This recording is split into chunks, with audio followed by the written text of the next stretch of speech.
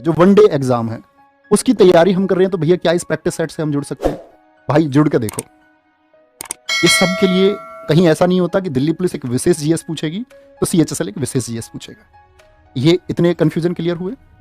चौथी चीज, बच्चे कहेंगे भैया जीएस कैसे याद रखें, जीएस कैसे याद रखें। ये बच्चों को ऐसे लगता है, देखो मैं एक बात कहता हूं आपसे हमेशा, याद रखने के लिए आप कभी जाना किसी कैप्सूल या किसी मेडिसिन के लिए मेडिकल स्टोर पर, आप बोलना भैया जीएस को याद करने की एक दवाई दे दो। हो सकता है आपको वो रिवाइटल वगैरह पकड़ा दे। दुनिया में इस तरह के बहुत सारे एड्स हैं जो कहे दिमाग तेज कर दे, दरअसल में ऐसा कुछ होता नहीं। सिर्फ और सिर्फ एक तरीका है बच्चे, वो है आपकी एक सही अप्रोच कंटेंट पर, यानी कि हमको कंटेंट सही मिलना चाहिए और हमारा रिवीजन कितना है, रिवीजन हमारा कितना बेहतर है।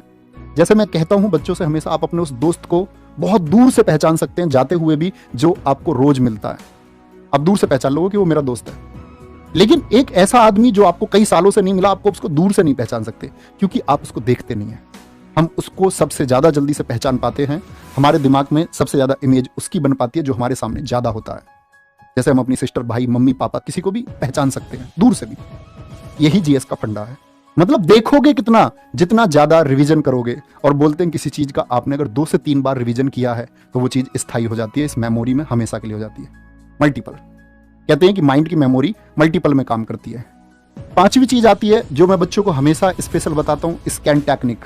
मैं हमेशा अपने दोस्तों को सिखाने की कोशिश करता हूं कि ये जीएस को याद करने का एक शानदार तरीका, एड ऑन या बोनस आपके लिए हो सकता है। कैसे भैया? ये स्कैन टेक्निक क्या है?